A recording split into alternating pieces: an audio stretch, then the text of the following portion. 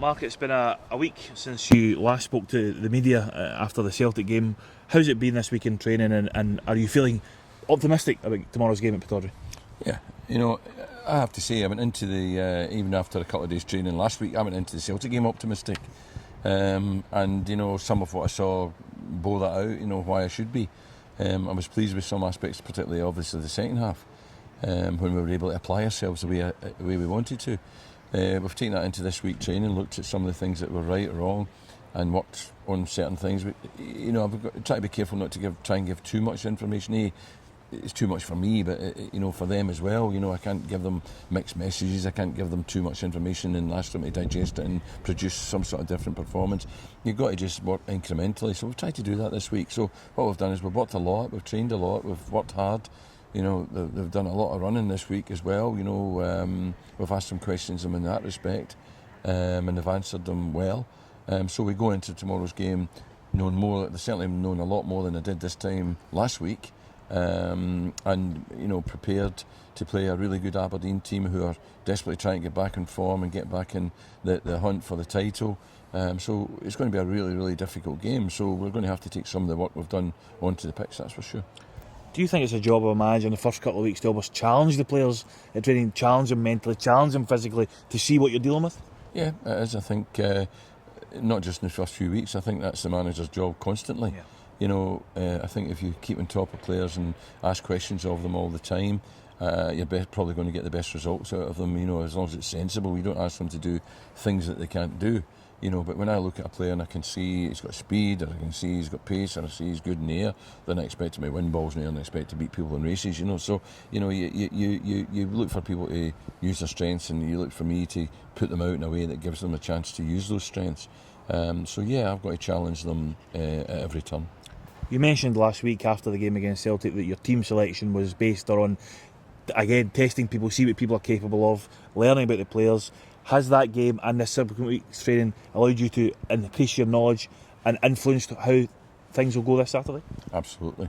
I mean, this time last week before the Celtic game, I knew a few of the players. Today I know all their names. I know their histories, I know where they've been, what they've done. And I'm starting to learn about what my expectations for them should be. I've started to get to know them a bit more intimately, and I think that until you see players for 10 or 12 or 15 games, you can't really make a fair judgment. So I've got to give people time as well. So I won't be judging them what happens on Saturday. I'll just take the information that I gain on Saturday and add to what I got last Saturday in the training this week, and take that into the following week's training. That's all we can do at the moment until I then get to a point where I feel as if I've got all the information, and now I can start to judge them and say, right, okay, you are capable of something better, or you are doing the best you can, and then I can start to make decisions based on that. Based on what you have seen, though, and the overall picture of what you inherited, what are your short-term goals at the very, very least? I heard you mention in the press conference, for example, that the defensive record is good, it's comparable. So is there things that you've now been working on to try and obviously improve the lot that we've had so far this season? Yeah, I think what we've got to do is we've got to find a way of being more effective attacking-wise, scoring more goals, making more chances to score more goals, and yet retaining that defensive record, which is half decent, fourth best in the league, I think. So, that is a balance that we've got to strike. We can't just go with gay abandon, trying to score more goals and lose 4-1 or 4-2 or 5-2 because we're doing that, and instead of losing 1-0, we've got to keep it, defensively tight, but at the same time gives a chance at scoring goals at the other end. We can do that by a way of playing. We can do it by the shape that we pick the team, the number of players we put in certain areas, the things we ask the team to do.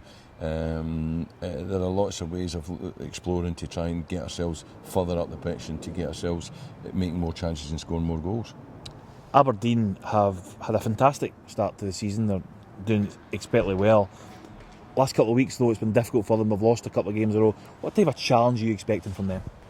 Well, I think they'll be expecting to get their form back any time, and I think they'll look at us as a team not only who have been not maybe at their best this season already, but they're in a bit of transition with me just arriving, and they'll think that this will be an opportunity for us to get back on track. So I think they'll be looking at this game and thinking this is a good game for us. What we've got to do is we've got to disappoint them in that. We've got to show that things have changed, that the players are better than maybe they think we are, and and go and give them a proper game. So I think that they'll be looking forward to the game, and I think that we have to be wary of that, because they're too good a team not to get back on track soon.